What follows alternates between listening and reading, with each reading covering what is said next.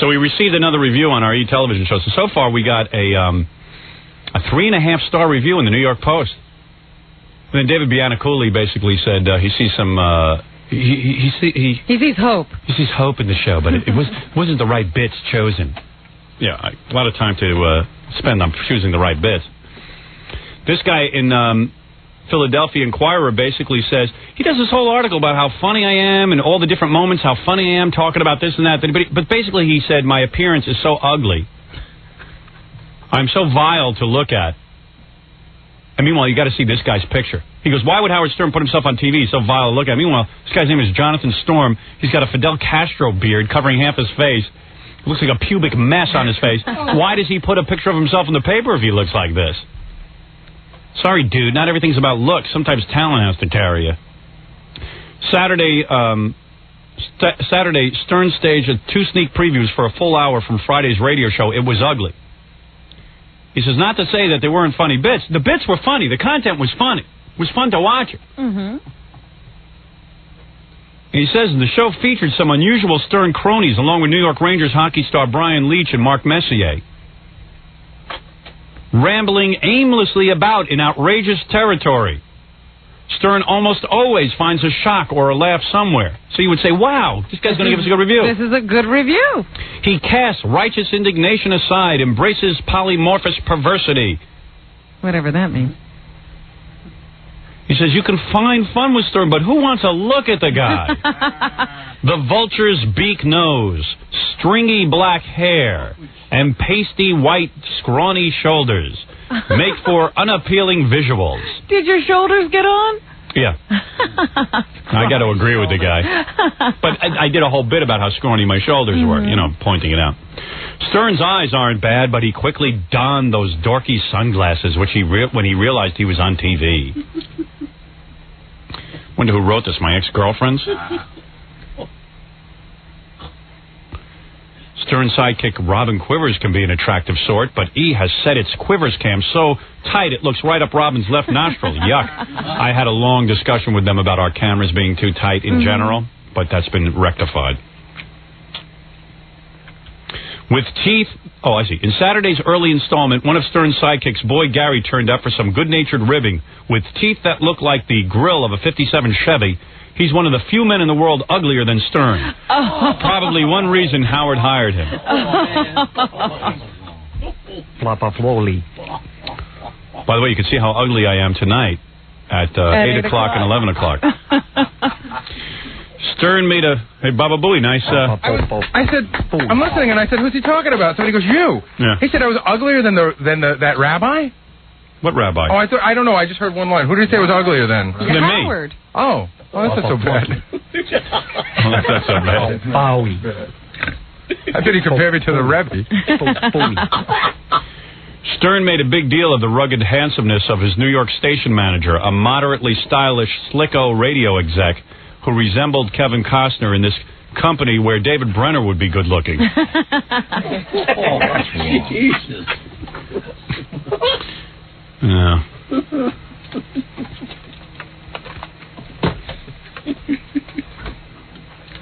I didn't know it was supposed to be a review of your look. Yeah, and then the guy goes, I rattled on too much about myself, which he says is boring. Of course, I've built a whole radio career out of millions of listeners talking about myself, but David Biannacouli said that, but John Poteritz said that was funny. So you can't please everyone. And I think, like the radio show, critics will always bash me, but it'll be tremendously successful, and it'll be a TV show that'll be successful ultimately. And this is the first review he's been able to have fun with in a long time. Yeah. Doesn't recognize that. Who else would he dare to call ugly who's on TV? Yeah. And there's plenty of ugly people on TV, Robin. Name a few. Larry King. Fun. That guy who plays Chief. The Chief in that stupid TV series. They never say he's ugly. Yeah, and Rush Limbaugh's no prince. No. Yeah, he's hard to look at. Nobody points that out. Well, maybe I should wear a Greg Kinnear mask and be as bubble-headed as him and not even be able to interview anyone. Because then he rattles on here about how great my interview was. He says, Did you hate the great Gretzky? Stern asked the hockey boys who spoke of spending time with the NHL legend. Did he get first choice of the women? Have you ever seen him naked? Stern asked. Is he the great one? The answers for all the inquiring minds are out there are yes and yes. Stern asked the questions many of us would ask if we had a few beers in us or if we were still in junior high school.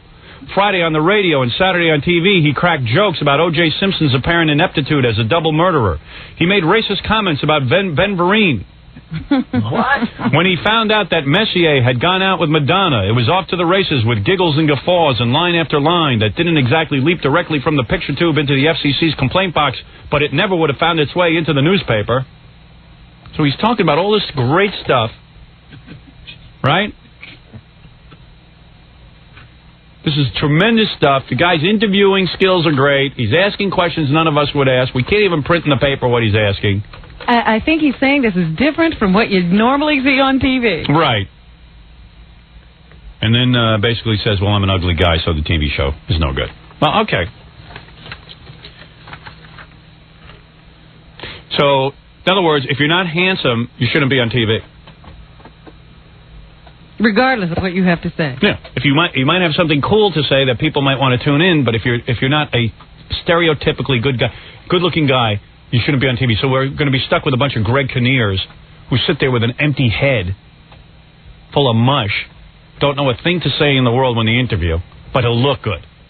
Is that what we're saying? Is that what we're saying we want from our TV, Robin? I guess he likes television the way it is. According to the brilliant Jonathan Storm. And look at this. Jonathan Storm I've never heard about in the Philadelphia Inquirer because he's sitting in for Gail Schister, a woman who actually gives me some nice reviews. The day my TV show debuts, this guy had to sit in for Gail Schister. And by the way, if anyone was noticing, Jay Leno is no male model, and neither is David Letterman. Well, John Poderitz of the New York Post thinks I'm a 3.5-star show, and that was only the first one. Right, Robin? That's right, Howard. Screw everyone. They were supposed to review content and stick to that. How dare they? Make your looks an issue. I want to see every review he writes from now on and see if he comments on the looks of the people involved. Like David Brinkley's gorgeous. Yeah, he's comfortable to look at. Big old wrinkled skin. Chimp. Andy Rooney should be on a blank screen. Yeah, Andy Rooney's fun to look at. Any of those 60 Minutes guys. Why doesn't he write about how Andy Rooney is disturbing? I mean, if anybody's more disturbing looking than Andy Rooney, I can't think of him. He's got eyebrows that grow into his eyes.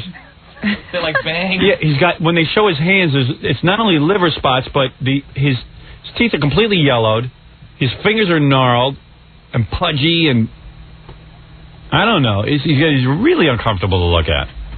But the guy's got something to say. So who would review him based on his appearance?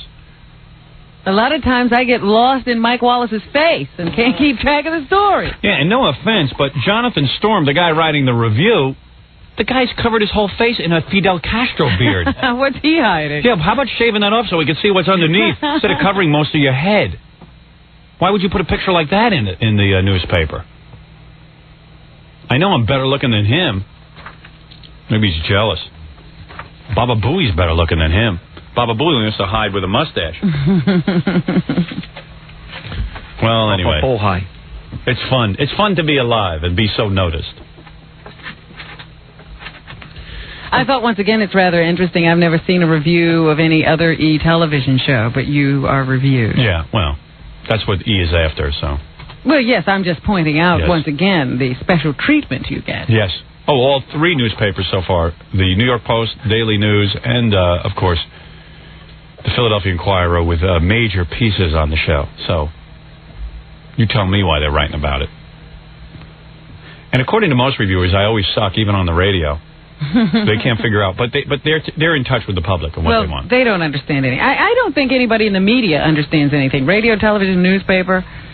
Yeah. They always ask, why is it that Stern is popular? Not only the Just media. can't accept. Fred asked that. He can't figure out why the show's popular, and he works on it.